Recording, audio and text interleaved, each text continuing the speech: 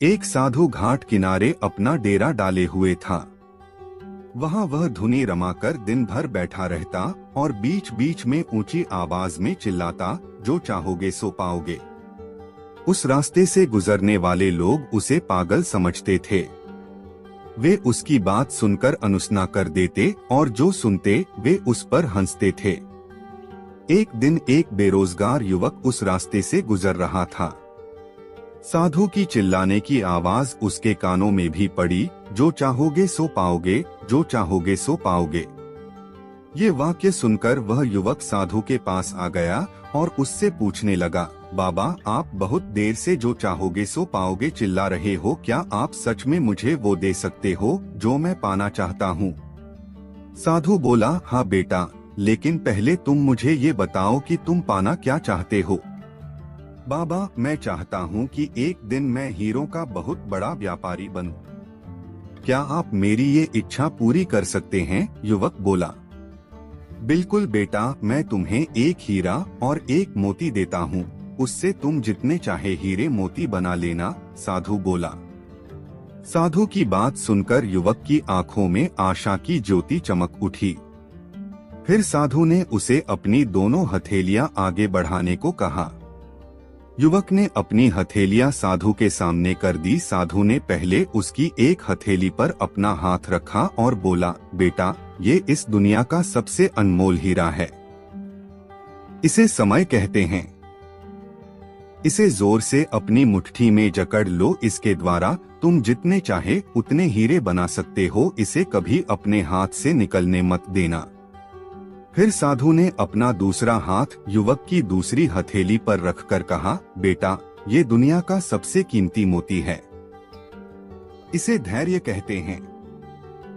जब किसी कार्य में समय लगाने के बाद भी वांछित परिणाम प्राप्त ना हो, तो इस धैर्य नामक मोती को धारण कर लेना।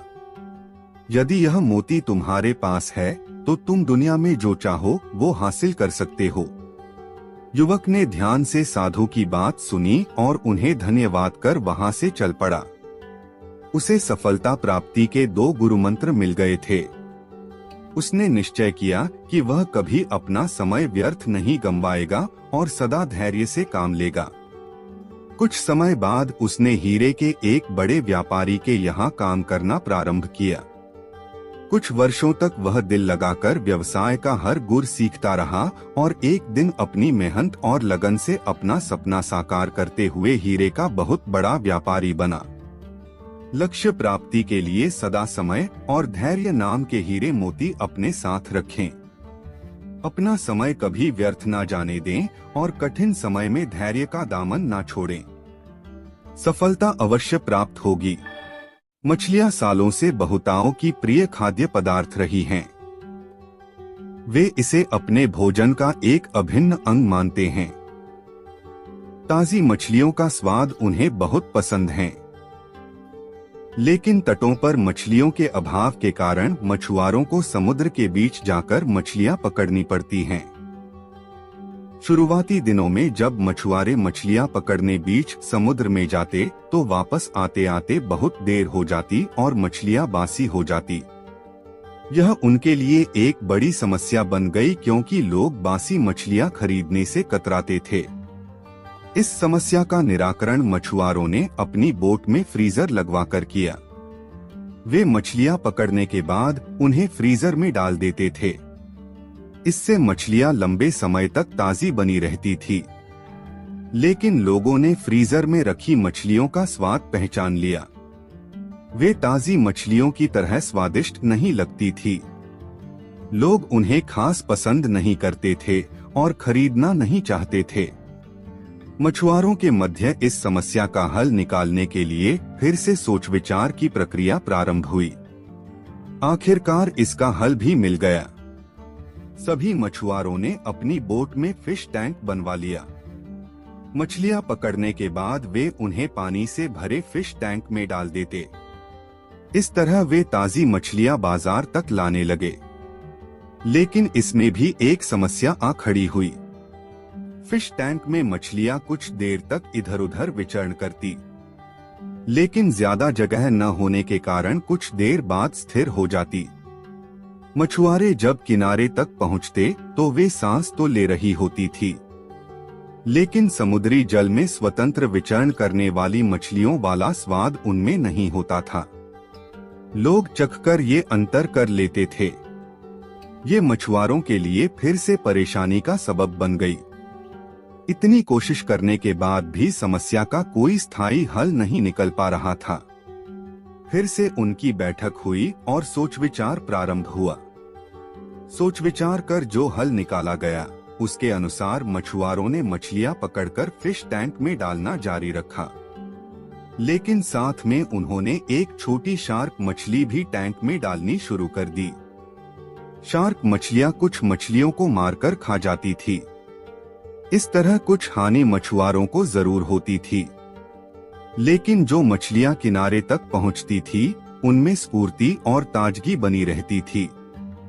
ऐसा शार्क मछली के कारण होता था, क्योंकि शार्क मछली के डर से मछलियां पूरे समय अपनी जान बचाने सावधान और चौकन्नी रहती थी।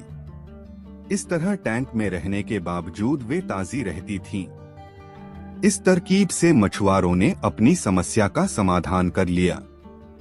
जब तक हमारी जिंदगी में शार्क रूपी चुनौतियां नहीं आती, हमारा जीवन टैंक में पड़ी मछलियों की तरह ही होता है, बेजान और नीरस। हम सांस तो ले रहे होते हैं, लेकिन हम में जिंदादिली नहीं होती। हम बस एक ही रूटीन से बंधकर रह जाते हैं। धीरे धीरे हम इसके इतने आदी हो जाते हैं कि चुनौतियां आने पर बड़ी जल्दी उसके सामने दम तोड़ देते हैं या हार मान जाते हैं। धीरे धीरे चुनौतियों और मेहनत के डर से हम बड़े सपने देखना छोड़ देते हैं और हालातों से समझौता कर साधारण जीवन व्यतीत करने लगते हैं। यदि जीवन में बड़ी और असाधारण सफलता हासिल करनी है तो बड़े सपने देखने होंगे। सपनों को वास्तविकता में परिवर्तित करने के लिए कड़ी मेहनत करनी होगी। चुनौतियों का सामना करने के लिए खुद को तैयार करना होगा। तभी बड़ी और असाधारण सफलता की प्राप्ति होगी। एक शहर में एक परिश्रमी, ईमानदार और सदाचारी लड़का रहता था। माता पिता, भाई बहन, मित्र, रिश्तेदार सब उसे बहुत प्यार करते थे। सबकी सहायता को तत्पर रहने के कारण पड़ोसी से लेकर सहकर्मी तक उसका सम्मान करते थे।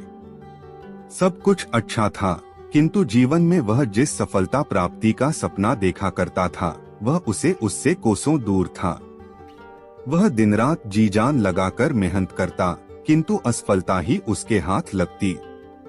उसका पूरा जीवन ऐसे ही निकल गया और अंत में जीवन चक्र से निकलकर वह कालचक्र में समा गया। चूंकि उसने जीवन में सुकर्म किए थे, इसलिए उसे स्वर्ग की प्राप्ति हुई। देवदूत उसे लेकर स्वर्ग पहुँचे। स्वर्गलोक का अलौकिक सौंदर्य देख वह मंत्रमुग्ध हो गया और देवदूत से बोला, ये कौन सा स्थान है? ये स्वर्गलोक है। तुम्हारे अच्छे कर्म के कारण तुम्हें स्वर्ग में स्थान प्राप्त हुआ है। अब से तुम यहीं रहोगे, देवदूत ने उत्तर दिया। यह सुनकर लड़का खुश हो गया। देवदूत ने उसे वह घर दिखाया जहां उसके रहने की व्यवस्था की गई थी। वह एक आलीशान घर था। इतना आलीशान घर उसने अपने जीवन में कभी नहीं देखा था। देवदूत उसे घर के भीतर लेकर गया और एक एक कर सारे कक्ष दिखाने लगा। सभी कक्ष बहुत सुंदर थे। अंत में वह उसे एक ऐसे कक्ष के पास लेकर गया जिसके सामने स्वप्न कक्ष लिखा हुआ था। जब वे उस कक्ष के अंदर पहुंचे तो लड़का यह देखकर दंग रह गया कि वहां बहुत सारी वस्तुओं के छोटे छोटे प्रतिरूप रखे हुए थे। ये वही वस्तुएं थीं जिन्हें पाने के लिए उसने आजीवन मेहनत की थी, किंतु हासिल नहीं कर पाया था। आलीशान घर, कार, उच्चाधिकारी का पद और ऐसी ही बहुत सी चीजें जो उसके सपनों में ही रह गए थे। वह सोचने लगा कि इन चीजों को पाने के सपने मैंने धरती लोक में देखे थे, किंतु वहां तो ये मुझे मिले नहीं। अब यहाँ इनके छोटे प्रतिरूप इस तरह क्यों रखे हुए हैं? वह अपनी जिज्ञासा पर नियंत्रण नहीं रख पाया और पूछ बैठा, ये सब यहाँ इस तरह, इसके पीछे क्या कारण है? देवदूत ने उसे बताया, मनुष्य अपने जीवन में बहुत से सपने देखता है और उनके पूरा हो जाने की कामना करता है, किंतु कुछ ही सपनों के प्रति वह गंभीर होता है और उन्हें पूरा करने का प्रयास करता है। ईश्वर और ब्रह्मांड मनुष्य के हर सपने पूरा करने की तैयारी करते हैं, लेकिन कई बार असफलता प्राप्ति से हताश होकर और कई बार दृढ़ निश्चय की कमी के कारण मनुष्य उस क्षण प्रयास करना छोड़ देता है जब उसके सपने पूरे होने वाले ही होते हैं। उसके वही अधूरे सपने यहाँ प्रतिरूप के रूप में रखे हुए हैं। तुम्हारे सपने भी यहाँ प्रतिरूप के रूप में रखे हैं। तुमने अंत समय तक हार न मानी होती तो उसे अपने जीवन में प्राप्त कर चुके होते। लड़के को अपने जीवन काल में की गई गलती समझ आ गई, किंतु मृत्यु पश्चात अब वह कुछ नहीं कर सकता था।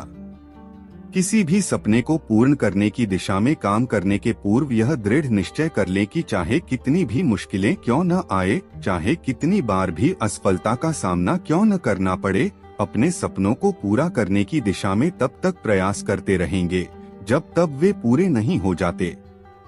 अन्यथा समय निकल जाने के बाद यह मलाल रह जाएगा कि काश मैंने थोड़ा प्रयास और किया होता। अपने सपनों को अधूरा मत रहने दीजिए। दृढ़ निश्चय और अथक प्रयास से उन्हें हकीकत में तब्दील करके ही दम लीजिए।